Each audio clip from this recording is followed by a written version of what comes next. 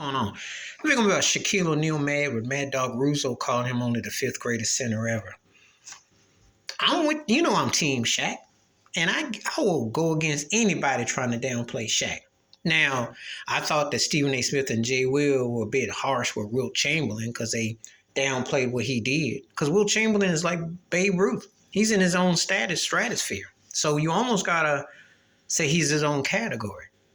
But if you ask me who's the greatest NBA centers ever, I'm going to tell you Kareem, you can make the case as number one because he had the most unstoppable shot, even though he played with Oscar Robinson and Magic Johnson. Now, I heard some other folks trying to throw Kobe Bryant and Dwayne Wade in the same. They're not the same seeing Magic and no Oscar Robinson. Kareem had a better situation, better than Shaq ever did.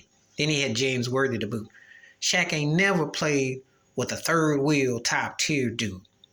He played with Kobe, but Kobe wasn't quite Kobe until really the second and especially during the third finals, but he was never better than Shaq. Dwayne Wade matched Shaq, but the first year in Miami, Shaq was in the league MVP. He could have gotten MVP in the Eastern Conference. They gave it to Steve Nash. So you make the case there. But they don't, So I give you Kareem. Shaq's my number two. He won more than Wilt Chamberlain. Wilt played on better teams. Now, Wilt is a freak of nature, better athlete. I give you all that. But Wilt played on some great teams. Shaq never had that kind of situation. And he didn't play down with a 12, 15 team league either. Just saying. I'd love to see Shaq against Bill Russell. My third, but Kareem, Shaq, and then I would say Wilt, then I'd say Russell. And then you can put Akeem or Moses. But Shaq's going to be number two and the best center of my lifetime because I caught Kareem near the end. And when I did catch Kareem, as great as he was, had the most unstoppable shot ever. I'll give you that. But Magic and him kind of blurred the line. There was no blurring the line when Shaq was in his best because he was the best player in Orlando. He was the best player with the Lakers. And for that first year in Miami, he was the best player until we got to the final with Dwayne Wade got off in the finals. So if I'm looking at Shaq from a window, he had a better peak in prime. Haters want to tell you otherwise, and that's their business. They got different eyesight. My eyesight saw the most dominant player. And to me, he was more dominant and won more. Olajuwon was a better athlete, but he wasn't a better player than Shaq. Peak prime, are you crazy? Olajuwon went to his first finals in '86. I remember when they lost to the Celtics with Ralph Sampson won. They didn't come back for almost a decade later. He did 3 finals. Great athlete. He didn't finish. He was not seeing no Shaq. And he beat Shaq when Shaq was a puppy. Shaq was raw bone back then. They wasn't the same Shaq when he got to his peak in his prime, but Shaq passed him by.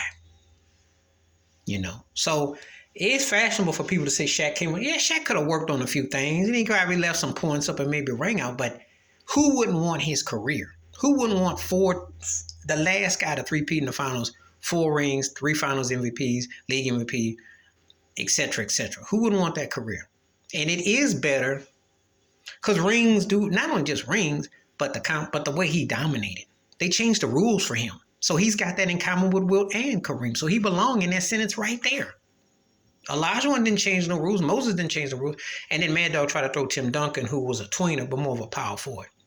But if I look at Shaq and Duncan was my second favorite player behind Shaq in the early 00s, but Duncan wasn't seeing Shaq. He did not dominate like Shaq did. He won, but he had a fellow tree next to him in David Robinson.